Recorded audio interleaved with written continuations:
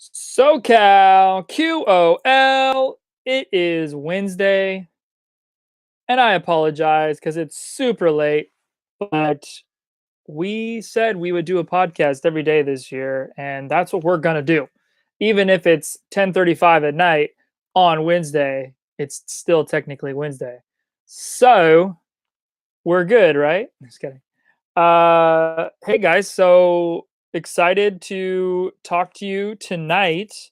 Quick update, my wellness and or my sleep and intermittent fasting schedule, which has recently changed. So I'm basically trying to sleep short amounts of time at night, like 4.5 hours, and then in the day at some point taking a little power nap, like 30 minutes to an hour, or actually, sorry, 90 minutes. Um, and it's been you know in and out of working. Like I ate at like 6 o'clock till midnight yesterday, and that didn't really help me because I didn't go to sleep till 2, woke up at 5. That also wasn't really productive. But tomorrow, or sorry, today I ate at 4, started eating at 4, and now I stopped at 10. So I'm hoping with these extra 2 hours of time, so by midnight I'm going to be super tired and actually be able to fall asleep, and then hopefully wake up at a normal time, like 5 or 6, by falling asleep by midnight. So, and then at some point tomorrow in the day I can hopefully crash and do that. But yeah, so my wellness is still work in progress, but that's okay. My physical wellness, I should say. But today I thought we would talk about, basically it's a great you haven't kind of been introduced to wellness and all the different types of wellness and what that means. So that's what I'm going to do today. I'm just going to go over each one of the categories. There's 8 of them, and yeah, I'm going to be referencing our handy dandy website, um, from ucdavis.edu. And I'll definitely put the actual link in the description below. But the link basically says, HTTPS colon / shcs.ucdavis.edu, and then it's /wellness /what dash is dash wellness. So if you can't actually see the link, maybe you could hear it this way and type it in, which is obviously harder. But most of you will be able to just click the link and go to this information. And yeah, I was literally just Googling wellness, in the process of me basically creating this company. And once I started reading these categories, I was like, oh my gosh, like this is perfect. Like this has everything. And a lot of these things we can basically all relate to, and they're just they're super important. And I think having just the awareness or the consciousness of these categories is really just going to help us all prioritize our lives and just make sense of why we're having problems and why we're struggling with certain parts of our life.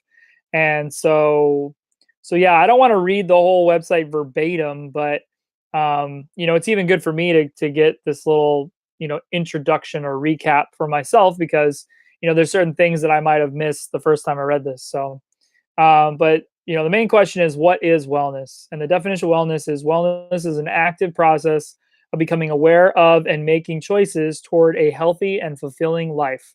Wellness is more than being free from illness. It is a dynamic process of change and growth.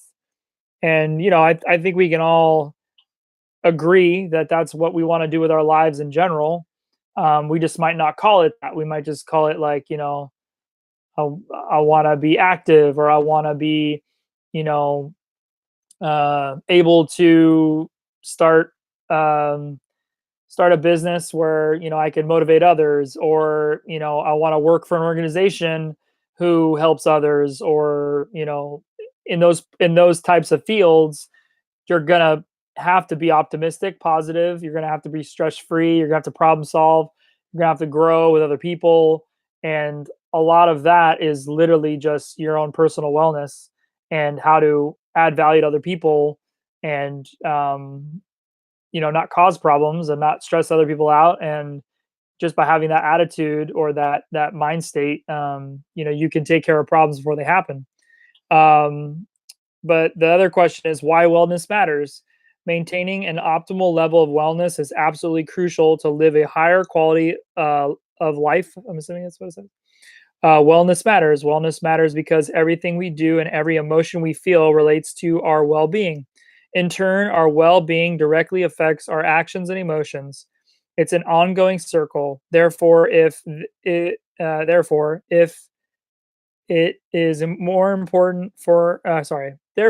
is important for everyone to achieve optimal wellness in order to subdue stress, reduce the risk of illness, and ensure positive interactions. so, so right off the bat, we've sorry, I should have drank some tea. Right off the bat, we can, like I said, all agree that wellness is important. That if we don't already know about it, at least when we hear it, we can we can agree that it's something that we would all want to strive for. And I mean that's an important thing because as long as you can agree there, now we can start growing together. Now we can start communicating correctly and help each other add value and just be better people in each other's lives. So that's great. And so there's 8 dimensions of wellness, which I kind of like that phrase. I just said categories, but um, each dimension of wellness is interrelated with another.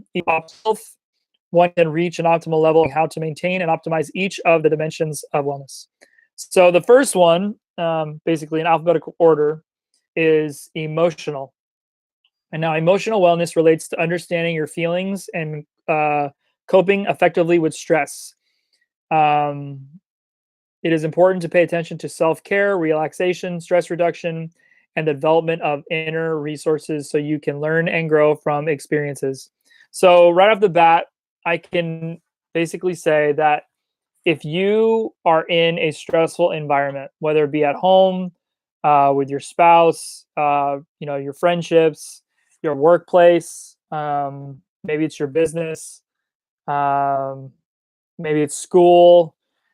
I don't have any other way to say it other than the fact that you need to get out of that situation. If you can't prevent stress from your life in a way that's manageable, then other than yourself, other than you causing the stress for yourself in those places, if it's other people and it's other situations that you have no control over, there's no other way to say it other than you got to get out of that situation because stress alone not only causes gray hairs. I've even this is my normal story, but I've gotten Bell's palsy in my face from being a musician, being on tour. I was our manager. I was also like financing most of the stuff. So there was just a lot of things on my shoulders to where, if we needed to pay for something or we needed to get a new show or we needed to, handle a certain situation, I was usually that guy. And, for 2 weeks straight, I was, emailing, calling, driving, eating like shit. And there was just at one point my body just gave out and the nerve in my face got inflamed, which basically means I believe that the blood stopped going to I think it was the left side of my face. So it went numb. I couldn't move it. So just imagine going to the dentist, right? And they numb you up and you can't feel that part of your face and you can even slur and you'll drool. So I had that just naturally. And the worst part about it was, other than the fact that we were traveling, I think we were in Chicago or we were passing through. It was up like Midwest, and we were coming, I think, through Oklahoma up to Chicago, Michigan, and then like coming back down, and we ended up in Texas, where we stayed with some friends of mine, some family friends, and one of the family friends was a doctor, And he looked at me and didn't have to ask me anything, just said, or he didn't have to investigate. All he said was, how long have you had Bell's palsy? And at the time, I was like chewing gum, and I was trying to make it look like I was just chewing weird, like kind of like that. So all that to be said is that was probably one of the most stressful times of my life. And I was actually doing something I loved. I was doing music. I was doing it with my own band and my own team, and in my own way. We were literally driving my freaking Toyota Camry, pulling a trailer. It was a V6, so it could do it, but it was me. It was my own thing with my team, and yet I was still putting myself through just really bad physical torture, really. And I didn't know any better, though. I was young, and I thought I could do whatever I wanted, and there's really no consequences. But the scariest part, though, is after that conversation with my family friend, he basically said, "Well, just remember, like it might not come back. You know, just because you stop being stressed out and you eat better, and you have a banana, it's like that doesn't mean it's going to come back. It might not ever come back, and that's how that happens to some people. And thank God it did come back, because I was devastated at the moment. The fact that we were trying to do all these other things too, while also having that little physical impairment, was just it was a lot to juggle, and emotionally, spiritually, physically, basically wellness wise. And we got through it. Once we were back in LA, it went away. But it was a crazy time, because that was really like the first time that I really recognized how bad stress is on your life. And I'll never do it again.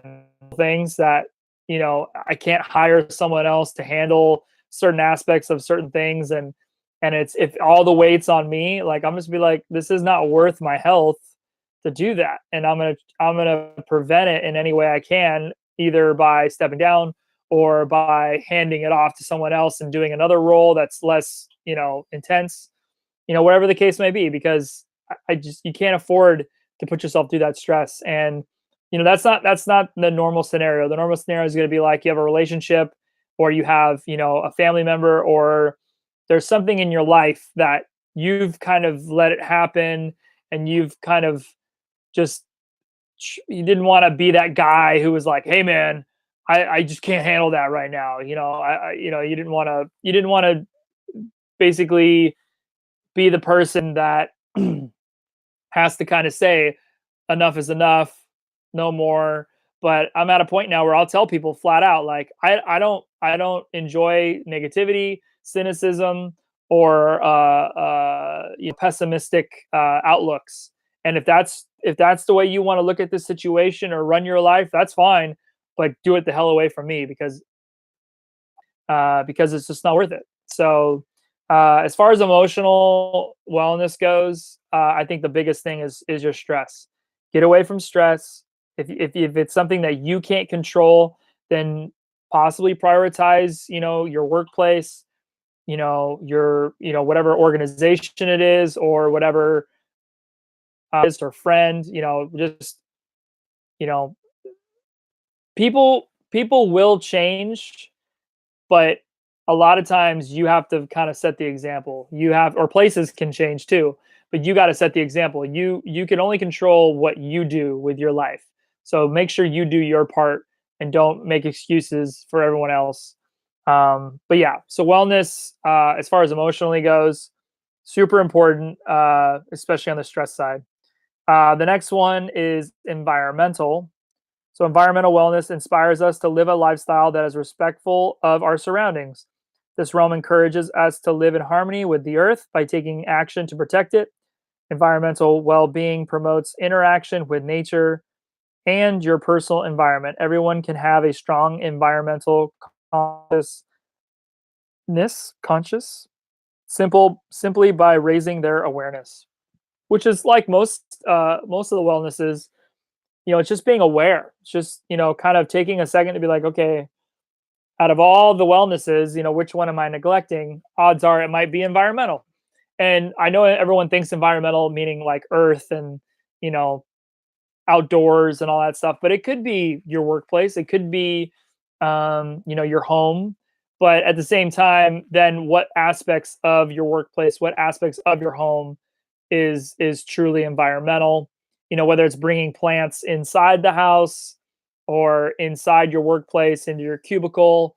Um, Even I wouldn't say diet is a part of it, but like if you're growing your own green onion or, jalapenos or avocados or something that you would then, make into your food. Um, my wife and I just got a composter, which we're going to end up posting at some point on the SoCalQOL YouTube and other places. But the idea is that, there's all this compost that we end up usually throwing away or, throwing it in the garbage disposal if you have one. And it was just another way to connect to nature instead of just throwing that stuff away and having to go to a landfill, even though they need it. They do need that kind of landfill stuff. It was like, well, yeah, why don't we try to compost? And we got a little composter from our family, that's a really nice stainless steel thing, and I throw the scraps, the eggshells, the banana peels into this composter in this little like decomposable bag. And then once it's pretty full, or when you open it up and it smells really bad, you then take it out to the big guy in the back and open the lid and throw it in there, and then mix it all up with all the other stuff. And by doing that, it's just one other connection to the earth, to the soil, that hopefully we'll end up using as soil for another plant, another G, or avocado tree, whatever the case may be. And that just kind of it changes your mentality when it comes to like just throwing shit away.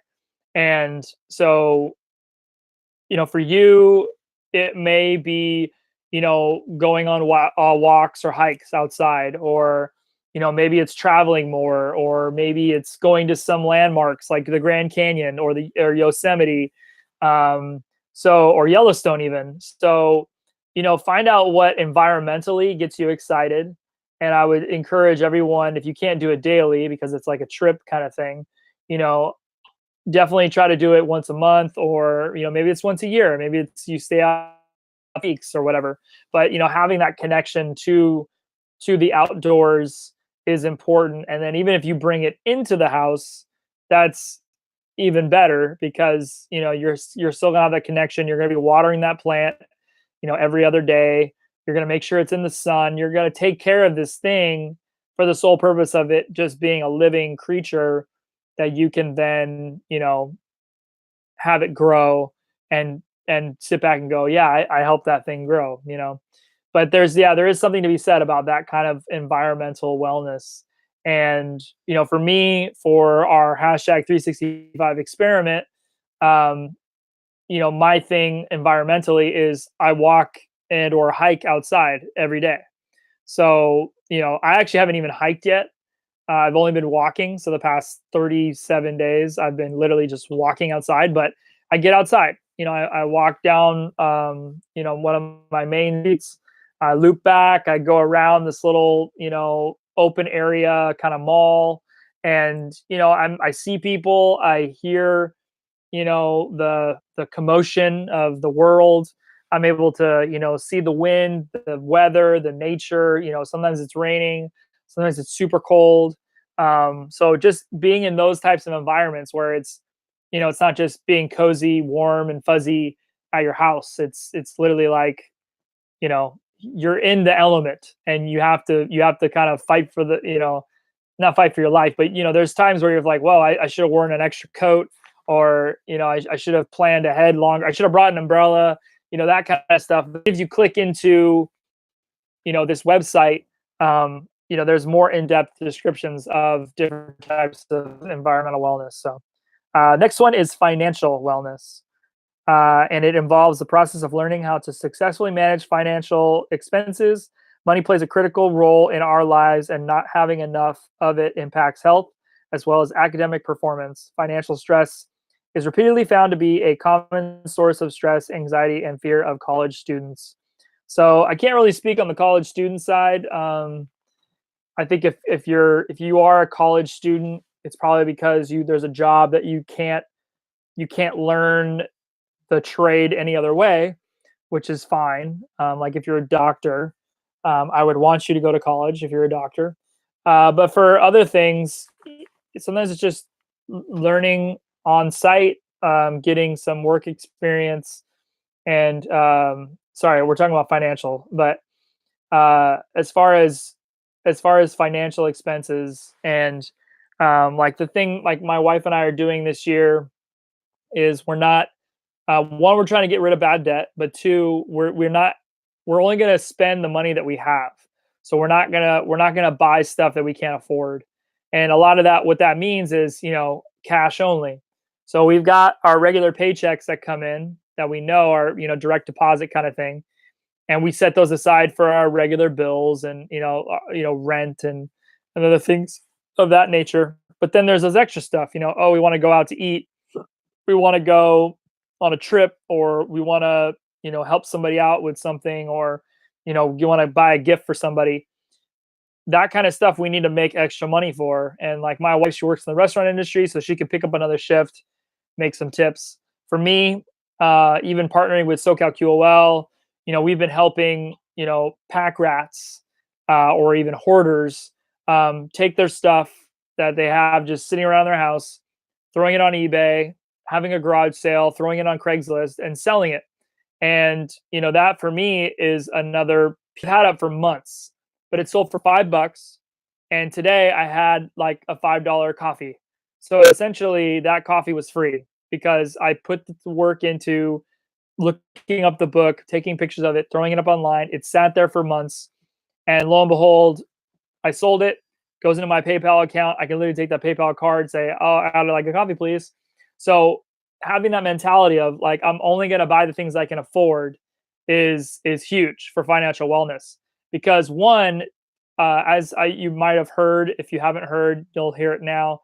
But I get so excited and so pumped up about getting notifications from eBay saying I sold something. It's like it's a rush. It's like an addiction that I love it every single time. Like if I can get two things sold in one day, I'm like, woo!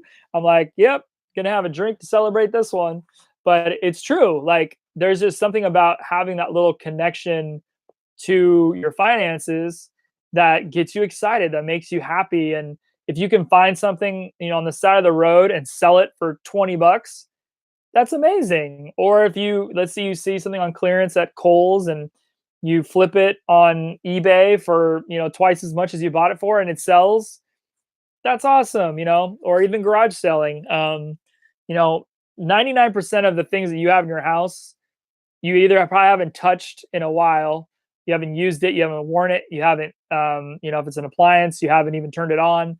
And if you put that stuff out on a garage sale day, and sold even 10% of it, you'd probably make $100. And that's $100 that could go towards your debt, could go towards, your kids, saving it up for a big trip, or just, throwing it into an investment like gold.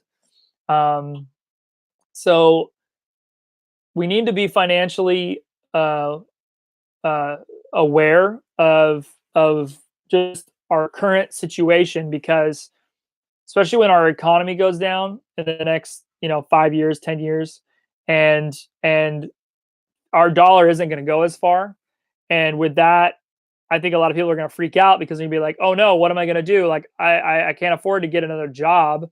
Like I don't have that kind of time. I have kids, or I have enough on my plate, and it just won't work.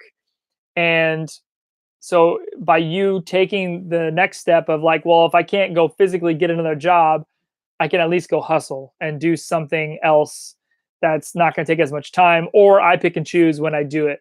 And so that financial wellness is going to be huge for our nation, for our economy, and for everyone's individual income. And so I really, really highly recommend that you guys be aware of that now so that you're set up to win in the future. But so financial wellness is huge, especially in marriages, with your spouse or your relationship. You need to be financially savvy. So Next one, intellectual wellness involves having an open mind when you encounter new ideas and continuing to expand your knowledge. It encourages active participation in scholastic, cultural, and community activities. So, intellectual to me, ironically, is what I'm doing right now. Podcasting to me is how I learn, and I've just kind of just decided that's how I'm going to learn, and I've just gone with it, and it's been working. You know, a majority of the podcasts I have on my phone, if they're not mine, or SoCalQOLs or another company that I run, it's going to be stuff that I listen to because it's real estate based, or it's got a lot of smart people on it, or it's just really intriguing types of types of content that I haven't thought of, or normally would be around or hear about. And so that's my intellectual wellness. And so by listening to them and then doing my own, essentially I'm having this conversation with usually myself, but and then I get other people to come in and talk to you guys and or me about a subject, and it's just super enlightening, and it broadens my horizons. It makes me feel like I'm actually working towards things that I didn't know I needed to work towards, and that's kind of like the perfect scenario, the perfect place to be when it comes to the intellectual wellness. You almost want to learn without even thinking that you're learning. So anything like that that you can do, and the best thing I would say in that scenario is you need to do something that is fun and that you can do for a long time. And for me, podcasting, I can do it every day, which is what I've been doing this year. And so if you could pick up a guitar and you can start playing, let's say it's your favorite band, and you can play every one of your band's favorite song, or every one of their favorite band songs, then start there and do that. And intellectually, you're going to connect to those ideas. You're going to connect to the principles better. You're actually going to put in the time and effort, and and you're going to then come out better than you were before.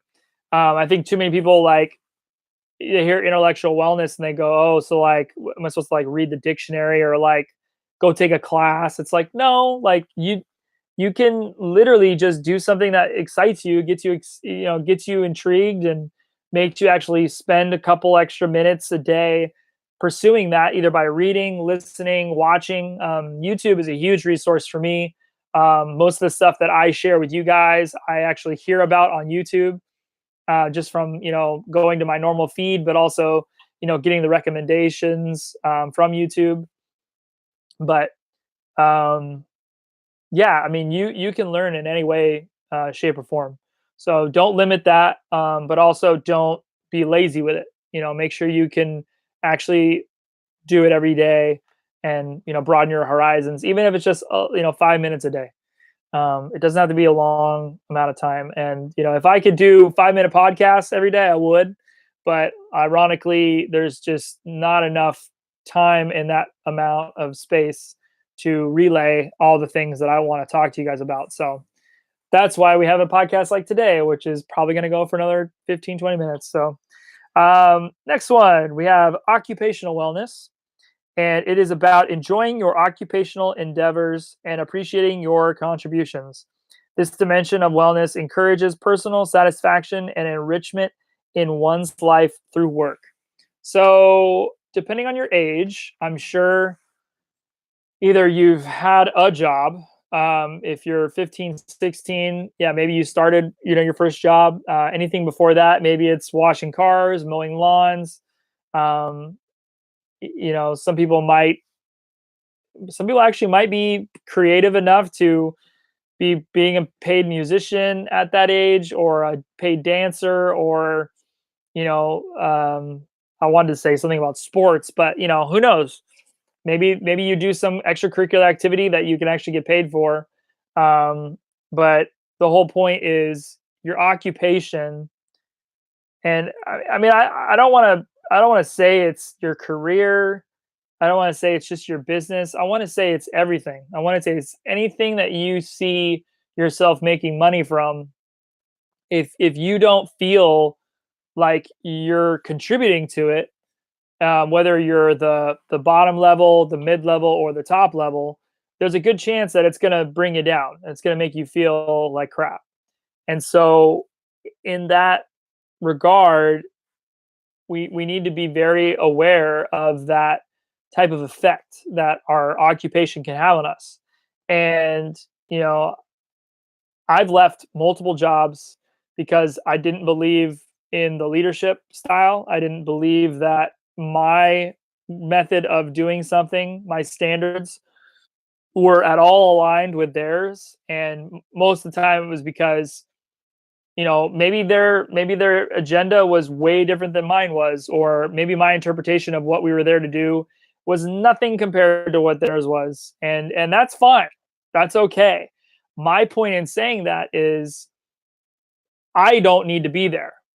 And unless they're going to see me as a valuable enough asset to change what they're doing, then you need to leave. You need to get out of that place, because if you don't, you're going to burn more bridges, you're going to hurt more people, you're going to build a bad reputation, and you don't need to do that, because most of us are good people. Most of us have a optimistic, positive outlook on life, especially if we're talking about wellness and you know what's up. Like, you're not stupid. You know that if you do one thing in your wellness, a bad attitude, and you have a terrible where you need to make a decision, a stance that goes above just your financial obligations, and that comes down to your. And so I encourage everyone, if you're at a place where you don't mind, you're cool just riding the coattails of whoever's driving the ship, like that's great. Like, do that as long as you physically can, but there will come a point where you actually have to physically, like, you get or you physically feel ill because of what you're seeing in the workplace or the organization or the company. And even the people that you know there, like maybe they're people you've known forever, and all of a sudden they're acting a different way, that you know that that's not where they come from, or that's not what at least you've had conversations with them about. And there's there's not much you can do in that situation other than take yourself out of it and prioritize your own direction. And then after that, you can then figure out what your next move is. The best case scenario would be like you figure that out a couple months beforehand, you find another job, and then you're able to transition without losing any money. Most of the time with me, that doesn't happen. I usually cut bait and figure it out later, which doesn't always end well. But don't be afraid to be honest with yourself.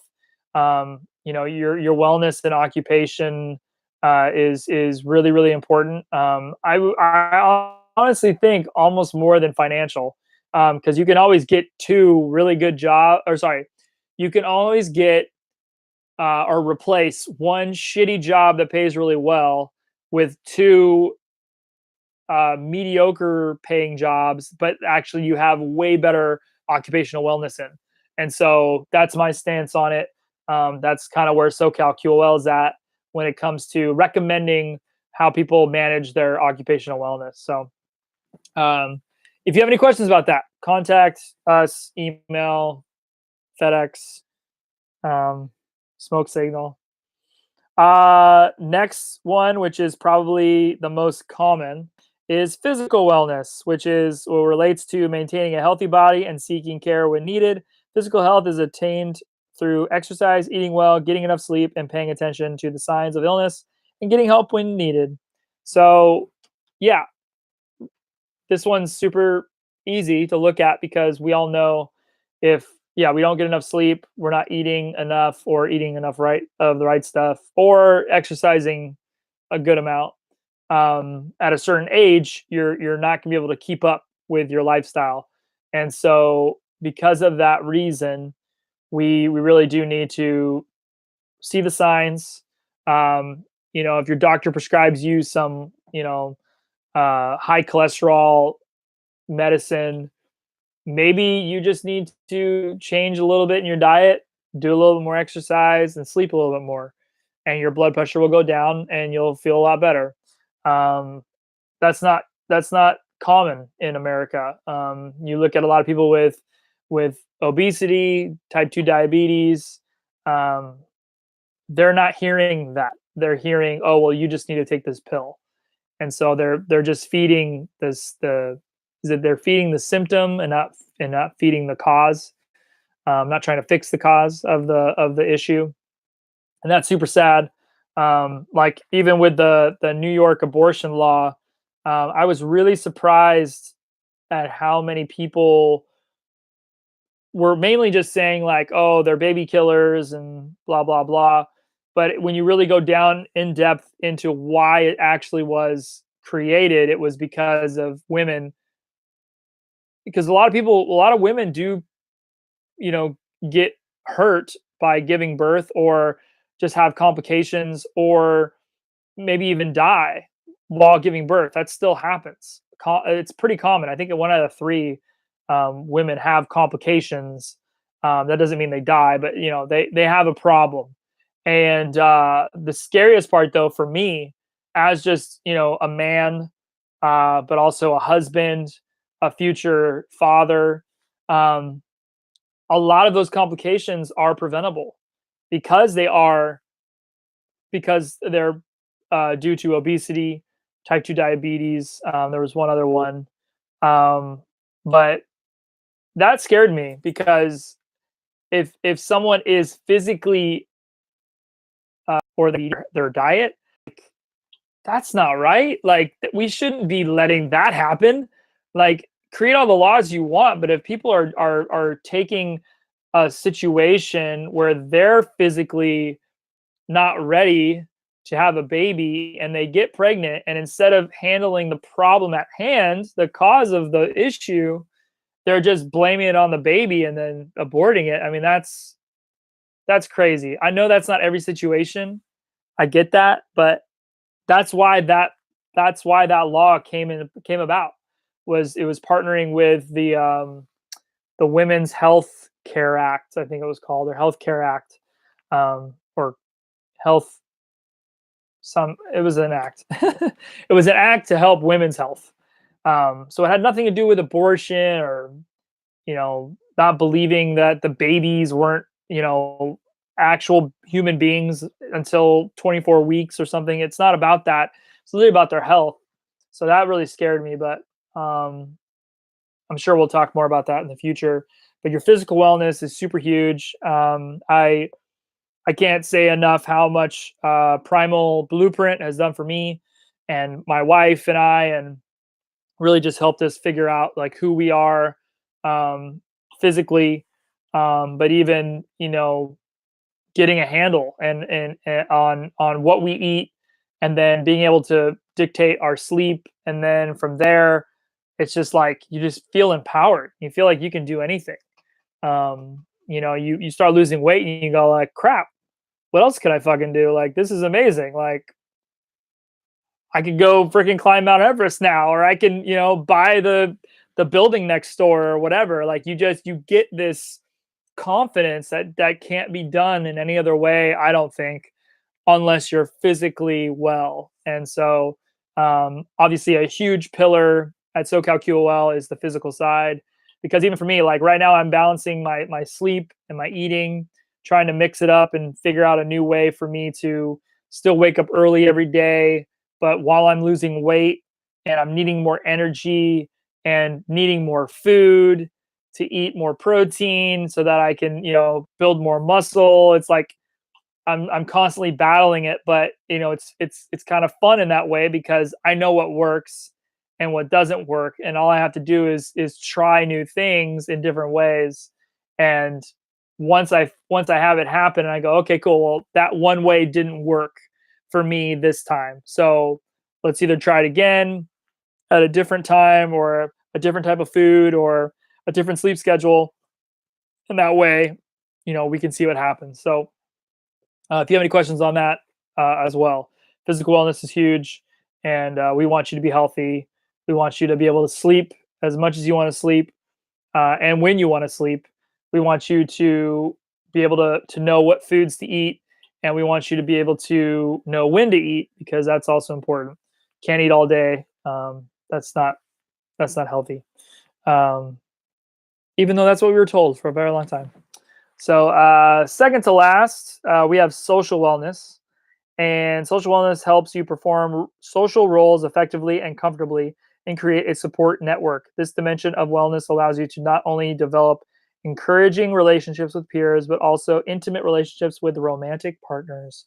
So yeah, social is not like social networks. It's not supposed to be like social media or anything like that. Even though that is a type of social wellness, but as far as a whole, as a part of a dimension, it's more about your relationships that you build with people, like you said, like I said, at your workplace, your family life, your spouse, your boyfriend, girlfriend, um, and then from there, that could also overlap into social media.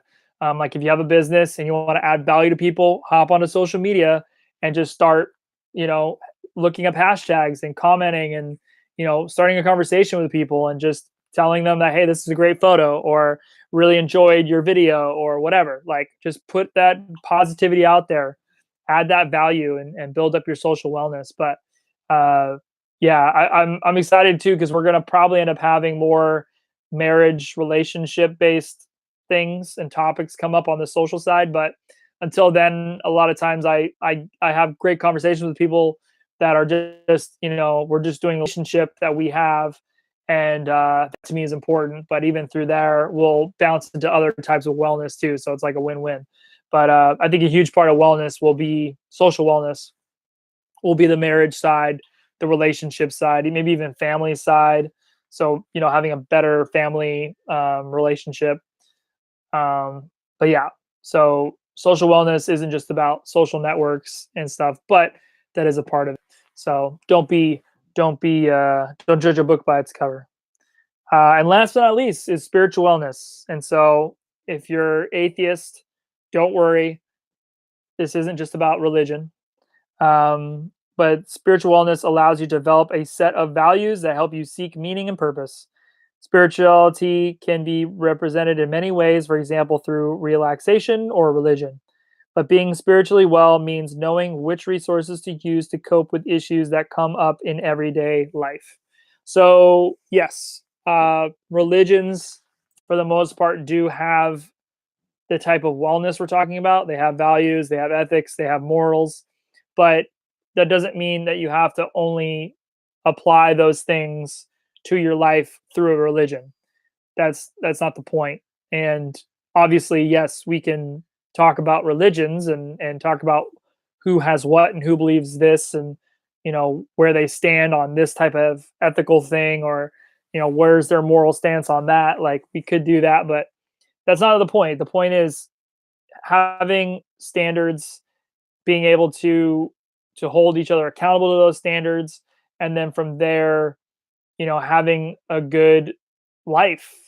Because for me, a lot of the things that I get out of my own life is because I have a certain standard of the way I live, every day. And so, if I'm going to go to a workplace environment and I know the job is to do this, this, and this, and other people like me are only doing this or only doing that, and they're ignoring the other one completely, and the ball's being dropped, and things are just causing chaos for no reason because those two people don't understand that there is a standard that you need to keep and you need to do things a certain way. Maybe because morally they don't care. Maybe it's their first job or maybe it's their last job. Who knows? So that spiritual wellness side of life is super important in organizations. In family life, yeah. I mean, it's religion wise, for sure. I think most families have some type of religion that they all believe in because it helps, you communicate to each other. Make sure you know that, hey, we don't say that because of our religion, or we don't do this because it's ethically wrong when it comes to our religion. But once again, you can have morals, ethics, and values without having quote unquote faith based organization behind it. And I think that's super important for everyone to understand because even the places that should have are saying they have those things, having those types of religious, commandments and laws and creeds and stuff. A lot of times they don't even do it. So, as hypocritical as that is, there's a point where you need to, hone in on you, on your own standards. And, if you're the man of the house, you can make sure to hold your family accountable to that. If you're the woman in the house and, maybe you are the breadwinner and you can say that this is the way we're going to use, our money and, this is ethically what we're going to do, or this is, spiritually where I want us to be, great. But you need to be aware of that and that how important that can be in someone's life, because if someone goes into a situation and they don't have a stance yet, the random Joe Schmo who doesn't give a shit about you tells you, or I should say doesn't give a shit about your kid, tells your kid that, oh no, you don't have to worry about that, like who cares, go steal his wallet or go beat him up, or we don't need to go to class today. Like they're getting parented by Joe Schmo. They're not getting parented by you. And so that's a scary thought, because uh if you're not teaching your kids, then odds are they're going to get it from somebody else. And once you hone in on those stance, ethics, morals, you to actually communicate something, because they're not going to question you. They're not going to be like, well, why do we do that? Or how come I can't say this? Or why can't I, date that girl or whatever, or kiss that boy? It's like, well, there's a certain way we do our life, and we want to be able to do it long term, consistently, and sustain it for the rest of our lives. So yeah, before we hit 50 minutes, I just want to say I hope this has been informative, that you kind of got another good recap of the introduction to wellness. Obviously, we could keep talking over and over again. Obviously, we also have a day dedicated to every type of wellness. So obviously, me going over all of them in one podcast is kind of, I'm gonna fall short, but I think that's okay, because for those, like I said, those new listeners who maybe haven't had this type of introduction all at once, I think it's important. So I hope that adds value to you. As always, please, rate and review our podcast. Share it with anyone you feel it would add value to. You please, please, please, comment, message, post, anything, anywhere on our social media accounts.